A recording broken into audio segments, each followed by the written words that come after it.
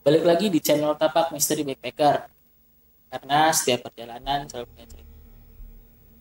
Di episode kali ini ada seorang teman yang membagikan cerita mengenai pengalamannya dia waktu tinggal di rumah Belanda.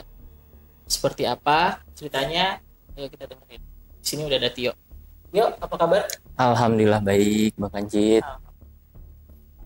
Gimana kesibukan? Alhamdulillah sekarang ya sibuk kerja aja sih. Terus itu cerita itu kapan sih Yo, yang di rumah Belanda itu? Jadi itu pengalaman pribadi gua di Hah? sekitar tahun 2003-2004 atau sekitar 20 tahunan yang lalu lah. Oke. Saat gua masih SD kelas 3, dimana saat itu orang tua gua ditugas dinaskan keluar Pulau Jawa, tepatnya di Pulau Sumatera. Itu di tahun 2003 kita sekeluarga berangkat. Nah, kebetulan di sana orang tua gue buka kantor cabang lah di salah satu kota di Pulau Sumatera. Kemudian mulai survei, terus cari rumahan yang intinya bisa ditempatin untuk kantor plus rumah sekaligus. Terus singkat cerita seminggu nyari dapet, terus kita langsung pindah. Rumahnya ini bisa gue bilang luas banget ya, karena itu 3 kamar, 2 kamar mandi, satu dapur, satu tempat makan, ada gudangnya juga. Bahkan di belakang itu ada kayak kolam ikan yang gak terurus, sama di depan rumahnya itu ada kayak lapangan kecil yang bisa gua sama adek gua tuh main lah, main bola, main bulu tangkis. Jadi bisa dibilang cukup luas. Tapi satu lantai, hanya satu Satu lantai. lantai aja, satu lantai aja. Dan bisa dibilang satu rumah itu gabung sebenarnya dengan si pemilik Oh, kontrakannya. oke. Jadi yang punya kontrakan juga di Di satu situ area, juga dia di satu area, satu pagar satu pagar. kayak gitu. Jadi di si pemilik area ini di sebelah kiri, kemudian gua ngontrak ya di sebelah kanannya kayak gitu. Dan saking luasnya itu kita buat jadi 2 fungsi. Yang pertama depan itu untuk kantor, dan yang belakang itu untuk gua sama keluarga gue tempat tinggal. Depan itu berarti ruang tamu. Iya, jadi penampakannya itu kayak bangunan bangunan Belanda, bekas Belanda, yang kusennya dan jendelanya itu masih Lebar-lebar, lebar-lebar kayak lebar-lebar gini. dan ngebukanya masih Oh, kayak berarti gitu. atapnya tinggi-tinggi tuh. Atapnya tinggi ya. Atapnya tinggi, terus setiap ventilasi, setiap jendela itu pasti lumayan besar lah Iya, iya. kayak gitu. Dengan konsep yang seperti itu, jadi masuk rumah itu langsung disambut dengan ruang tamu yang besar. Iya, iya. Dan saat itu di set sama bokap gue itu jadi kantor dengan sekitar 3 sampai 4 meja di situ, untuk meja admin, terus ada komputer dan lain-lain, terus ada meja untuk OB, terus sama meja untuk teknisinya. Kemudian satu ruangan di depan itu yang berbentuk kamar itu untuk bokap gue kantornya, untuk ya ruangannya lah. Kemudian jalan lagi itu akan ada lorong, dan antara kantor dan rumah tempat gue tinggal itu dibatasin sama tirai. Oh, jadi pembatasnya tirai Nah, untuk tirai, ngebatasin kantor sama lu tempat tinggal. ya biar maksudnya biar ada privasi lah kita Oh, oke, tinggal, oke, oke. walaupun karyawan kantor masih bisa akses sebenarnya untuk ke dapur, untuk ke toilet, sama Hmm, untuk ke meja makan buat kalau ngopi gitu ya, istirahat. Iya. ngopi. Oke. Terus setelah masuk lorong itu adalah 2 kamar. 2 kamar itu kamar nyokap sama bokap, dan kamar gua sama adek gua. Nah, pintunya itu berhadapan konsepnya. Oh, berseberangan gitu ya. Ya, Ini kamar bokap berseberangan, lu, ini kamar betul. lu. Jadi ya berseberangan, dia dipisahin sama jalan lorong itu. Hmm. Terus kemudian toiletnya juga pintunya 2. Satu itu nyambung ke kamar nyokap, dan Hmm. satunya lagi itu ke lorong Oh, yang depan. yang depan. Jadi gue bisa aksesnya itu dari kamar nyokap atau dari lorong, Berarti samping-sampingan sama kamar nyokap lu, samping-sampingan. kamar mandinya. Ya jadi ini pintu ya ini pintu Oke. kayak gitu. Nah terus seberang toilet itu pintu toilet yang di lorong ya, Iya. itu menghadap ke dapur.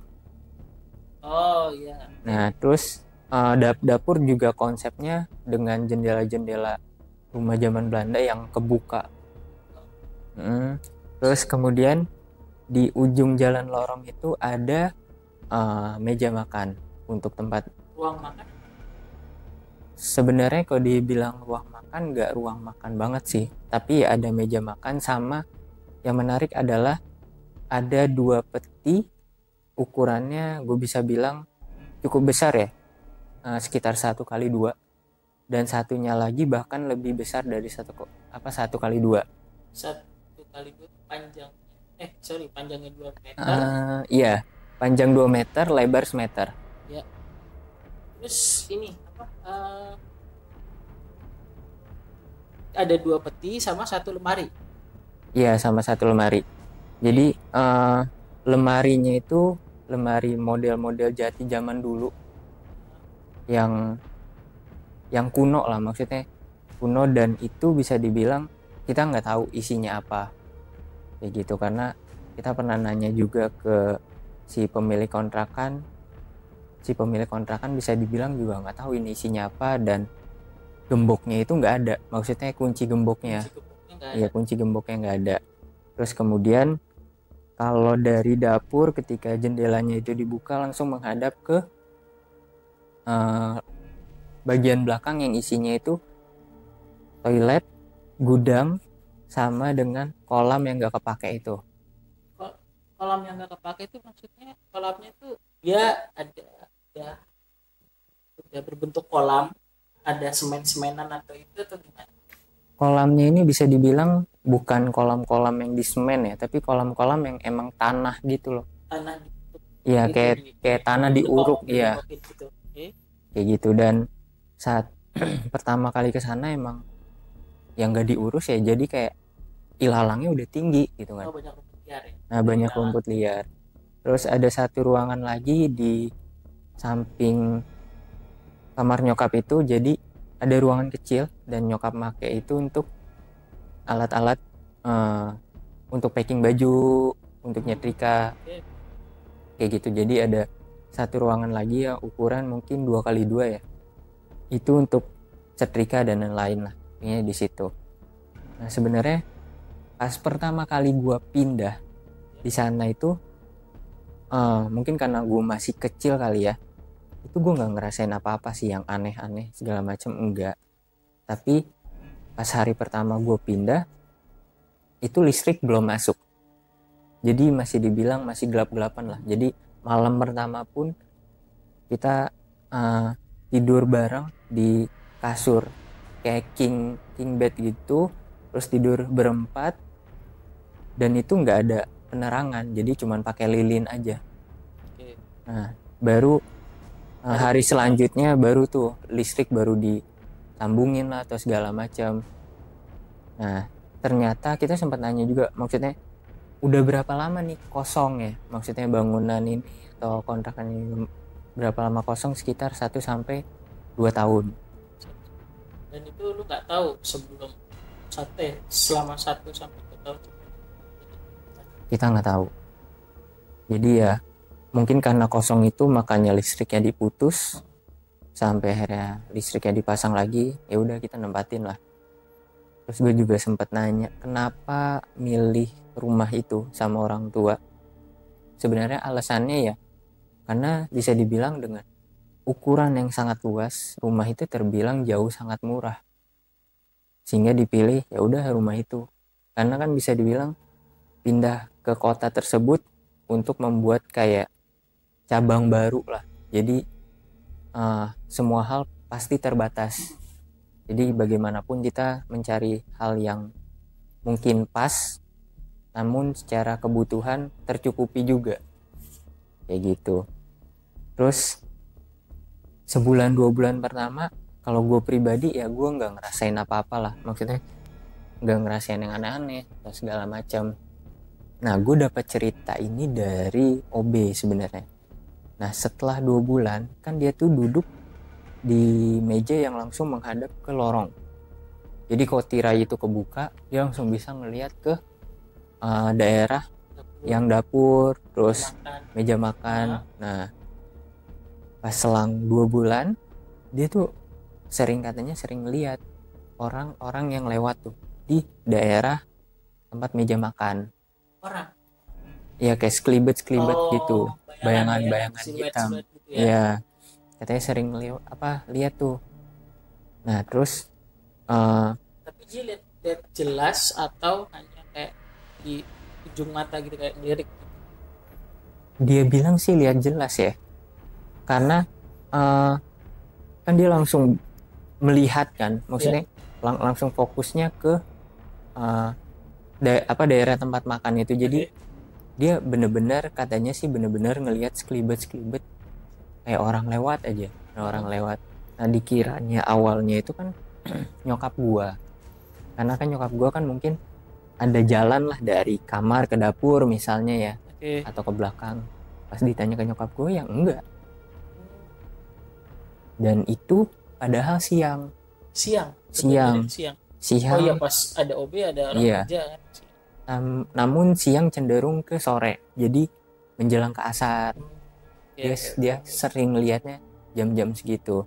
Nah, terus berjalan hingga 6 bulan, si OB ini gue nggak tahu punya kelebihan atau apa ya, dia di belakang itu suka, yang di bagian meja makan itu ya, suka duduk, suka tiba-tiba bengong, tatapannya kosong, segala macam. Nah iya, maksudnya ya tiba-tiba kosong aja. Nah itu entah parsial ya, gue nggak ngerti kerasukan atau gimana, gue nggak tahu lah. Tuh dia adalah beberapa kali hal kayak gitu, dan dari kita sendiri ya bingung, kayak kalau misalnya kemasukan ngeluarinnya gimana, ya udah kayak ya udah dibiarin aja gitu, lebih kayak dibiarin aja.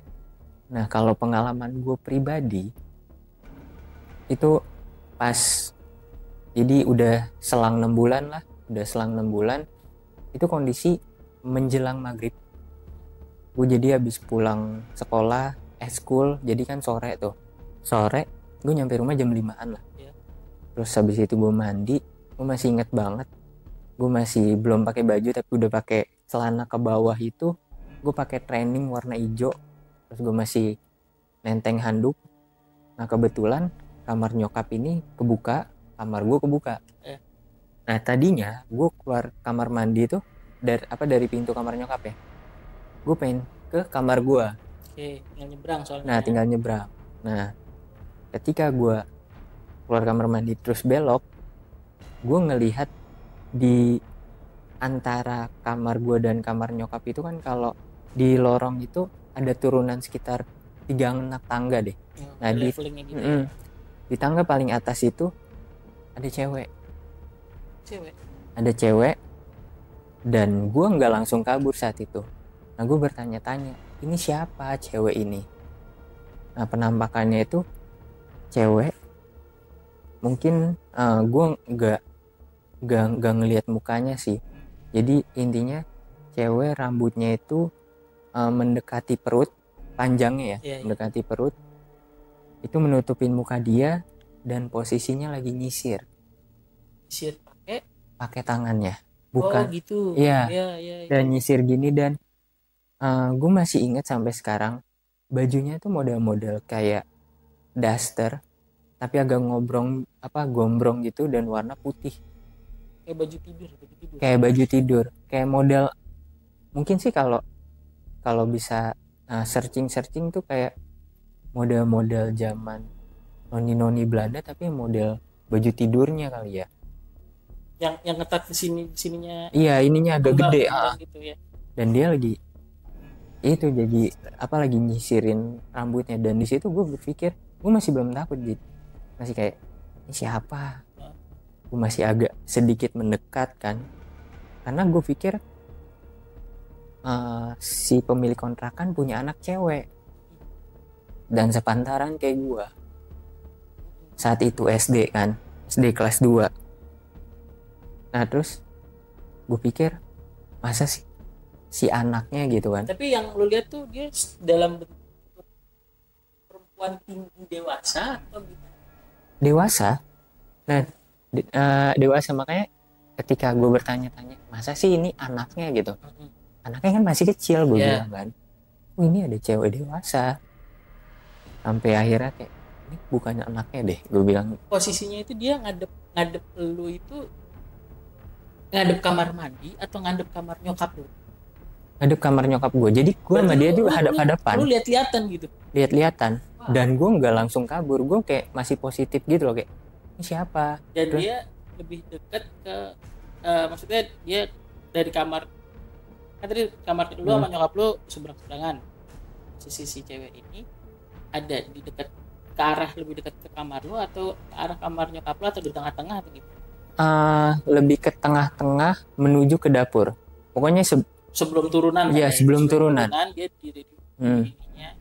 Jadi itu ilustrasinya 2 pintu, terus tangga turun, langsung pintu dapur sama pintu toilet. Oh. Nah, dia tuh di tangga yang paling atas belum turun. Yes. Dan dia ya mojok gitu. Ngadep ke arah lu ya, ngadep ke arah kamar nyokap. Ya, betul banget. Kayak gitu. Dan ketika gue tahu, wah ini nggak benar kan, gue langsung lari ke nyokap gue. Nah, kebetulan nyokap gue ke ruangan yang tadi gue bilang 2x2 itu lagi nyetrika. Nah, gue cerita segala macam. Akhirnya kata nyokap gue, mana gitu kan. Gue sama nyokap gue nyamperin lah. Ternyata pas nyamperin ya udah nggak ada. Nah, terus selang berapa minggu, nah kondisi ini nyokap gue tuh lagi masak, jamnya hampir sama lah kayak gue itu. Jadi sore menjelang maghrib, nyokap gue tuh lagi masak. Kebetulan pintu di kamar mandi, pintu di dapurnya itu, pintu dapur, jendela dapur itu tuh kebuka dan menghadap langsung ke yang gudang belakang ya, toilet sama kolam itu kan. Nah, pas lagi masak goreng. Nah, nyokap gue nih ngeliat. Jadi itu di gudang itu tuh kita juga naruh peti-peti untuk packing mesin. Oh, yang buat yang oke. Yang papan-papan gitu loh. Iya benar. Nah, jadi pas nyokap gue lagi goreng, ngeliat tuh ada yang duduk di peti itu. Bentuknya anak kecil. Nah, nyokap gue ngadep ke kolam.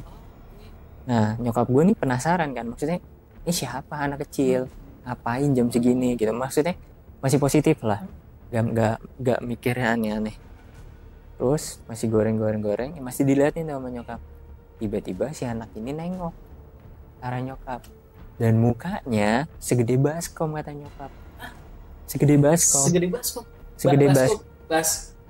baskom yang buat mandi, yang apa? Iya, kayak model-model ini sih, ember hitam gitu ya.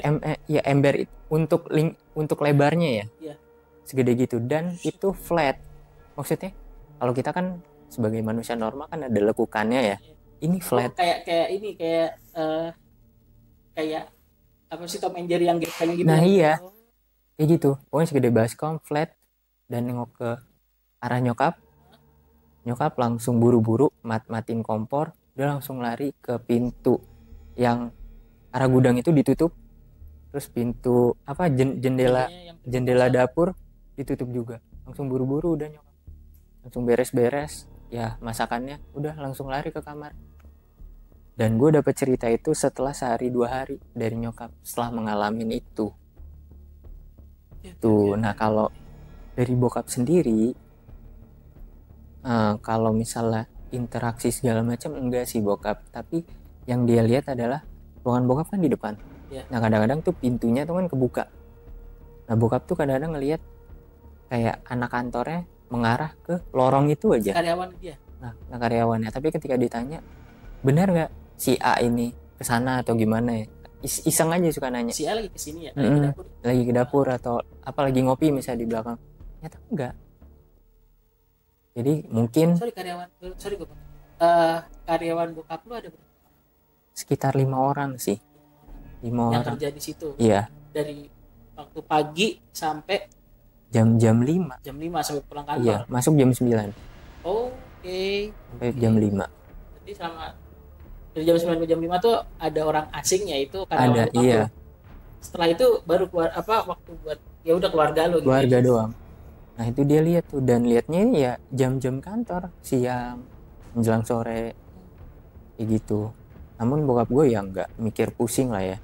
Nah terus kalau dari karyawannya lebih sering yang kayak OB yang dia lihat kayak sekelibat dan tapi di daerah yang sama, yaitu sekitaran dapur. Meja makan, makan gitu. Nah iya. Nah dari kita keluarga, apakah ini karena si petinya gitu, si peti dan satu lemari yang kita sendiri nggak tahu isinya, nggak bisa dipindahin. Maksudnya nggak bisa dipindahin, nggak bisa digeser. Saking beratnya nggak bisa digeser. Nah, tapi semua karyawan ini bantuin kan? Bantuin. Tapi nggak bisa digeser. Nggak bisa digeser. Lu manggil yang punya rumah nggak geser? Tetap juga sih. Pernah gitu nggak? Pernah. Tapi nggak gerak sedikit pun. Nggak gerak sedikit pun. Bahkan kita coba kayak ngintip lah atau ngedobrak apa mau ituin kuncinya gitu, mau ngakalin ya nggak bisa, karena model kuncinya itu model kayak kunci zaman dulu yang lekukan U-nya tuh pendek, terus itunya full besi. Jadi ya juga lo nggak proper buat merusak gitu. Iya, jadi kayak emang oh ya udahlah, kita mikirnya kayak oh ya udah selama mungkin gak ganggu ya udah. Karena kan kita berpikirnya kalau misalnya isinya aneh-aneh, otomatis yang ngeluarin bau dong. Iya kalau ya aneh-aneh misalnya ya. Tapi ini nggak ngeluarin bau apapun, cuman ya itu berat, nggak bisa tuh. Dan kita juga sempat nanya ke pemilik rumah kayak apa isinya gitu, karena kan kita ngontrak ya, kita harus tahu juga dong. Ya pemilik rumah bisa dibilang ya nggak tahu juga. Ketika dia beli itu rumah, ya dia nggak tahu, pokoknya udah itu ada, iya itu peti itu udah ada. 2 peti sama 1 lemari ya itu udah ada, dan posisinya udah di situ aja. Karena memang geser tadi. Iya. Gitu. Dan yang epicnya adalah nih, gue nggak ngerti ini mistis apa enggak ya. Jadi gue pernah di sore hari itu gue lagi main lah sama adik gue, main berdua, itu menjelang maghrib juga, main berdua. Adik gue nih duduk di kursi, modelnya tuh kursi kayak kursi kantor gitu yang bisa muter tuh. Oh ya. Nah duduk di situ, gue bercanda, gue puterin lah. Nah gue puterin kenceng, jatuh adik gue, nangis nangis kejer. Nah gue nggak tahu, maksudnya gue belum lihat kayak nih iya kepentok kah atau biru kah apa gimana. Langsung nangis gitu, nangis kejer. Tapi orang tua gue tuh nggak datang. Maksudnya lo sama adik lo berapa? Lo sama adik lo umurnya beda 3 tahun sih. 3 tahun. Jadi 3 dia TK besar. Okay. Nah di logika gue, kalau dipikir-pikir sekarang, kan pintu kamar gue sama pintu nyokap itu kebuka ya, dan seberang-seberangan. Kalau adek gue nangis, otomatis kan kedengaran dong ke kamar nyokap. Nah tapi ini nggak ada yang datang gitu loh.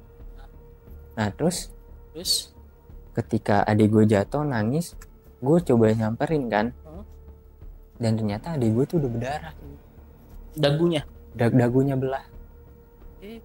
belah kan. Terus gue panik kan, ya bocah 3 SD panik, gue manggil orang tua gue baru ke kamar. Nah ternyata kedua orang tua gue nggak dengar adik gue nangis. Nah iya, nah itu pertanyaan gue, kalau dipikir-pikir sekarang ya, kenapa bisa nggak dengar ya? Dan itu kejadian ya pas banget menjelang maghrib, ketika gue ngelihat sosok itu gitu loh. Iya, hampir sama. Jadi ketika gue melihat sosok itu, ketika nyokap gua melihat anak tadi. kecil tadi, itu waktunya hampir-hampir sama gitu. Oh, Terus ketika adik gua jatuh dan berdarah gitu dan orang tua gua nyamperin, panik juga, ya udah langsung dibawa ke rumah sakit, dijahit sekitar 11 atau 12 jahitan. Itu sih. terus ada lu masih sekarang kan udah gede, lu masih kontekan nggak, maksudnya lu masih tahu info tentang rumah yang lu sempat tinggal? Jadi Berapa tahun tadi, sorry? gue tinggal di sana. Ah, Gue tinggal di sana sekitar 4 tahun. berarti dari kelas 3 SD sampai kelas 6 atau Iya, sampai SMP? lulus. Sampai lulus Oh, SD. Sampai lulus SD. Ya berarti kelas 6 lah ya. hmm, Nah, kalau si pemilik rumahnya kebetulan udah almarhum. Jadi bapaknya. bapaknya itu sekitar 3 atau 4 tahun lah setelah gue pindah ke kota lain. Bukan di kota itu, tapi masih di Pulau Sumatera juga. Oh, oke. Nah, meninggal. Terus si ibunya ini masih kontek-kontekan sama nyokap gue. Oh, Karena bisa dibilang adik gue nih sepantaran lah sama anaknya gitu. Jadi kayak kontek-kontekan kayak udah kuliah di mana, sekolah di mana, kayak gitu. Nah, terus sempet lah nanya kayak rumah itu gimana gitu loh, siapa yang ngontrakin atau masih masih tinggal di tinggal situ di apa situ enggak? segala macam. Nah, terus eh, kata si pemiliknya ini, rumahnya ini udah dijual sekitar 2 tahun yang lalu. 2 tahun itu pada saat itu nanya pas saat kapan? Pas ini sih, pas mau lulusan adik gue. Jadi kan kebetulan kan adik gue sama anaknya tuh sepantaran Satu lah. angkatan, sama Iya, angkatan, jadi sama. kayak nanya gimana sih kuliahnya, kuliah di Oh, mana, oke. terus udah lulus apa belum. Nah, kemudian nyokap gue nanya lah tentang rumah itu. Ternyata ya udah dijual gitu. Dan sekarang sih yang bersangkutan sih masih uh, tinggal di sana ya. Maksudnya masih tinggal di kota tersebut, tapi ya nggak tahu lagi kabarnya gitu. Eh, Tapi cerita lu kayak selama lu tinggal di situ ya Hanya itu. di lemari, sorry, di dua kunci cuma satu bisa dibukain. Mm-mm. Terus lu melihat sosok perempuan yang Betul. tadi silver tangan. Terus apa lagi tadi? Nah, adik Yang lu anak yang kecil. nggak apa, nggak aku nangis nggak kedengeran. Nggak kedengeran ya. Sekelebatan itu. Oh, sama nyokap lu yang anak kecil itu ya? Nyokap gue nih. Yang mukanya sedih baskom. Iya, betul. Seru juga. Itu sih Itu pengalaman gue di masih sana. kecil ya? Masih kecil. Masih kecil. Itu sharing cerita dari Tio tentang pengalaman dia waktu orang tuanya dinas Sumatera ya. Sumatera. Jadi ada keseruan apalagi di episode selanjutnya di channel Tapak Misteri Backpacker. Silakan tunggu. Selamat menyaksikan dan sampai ketemu lagi.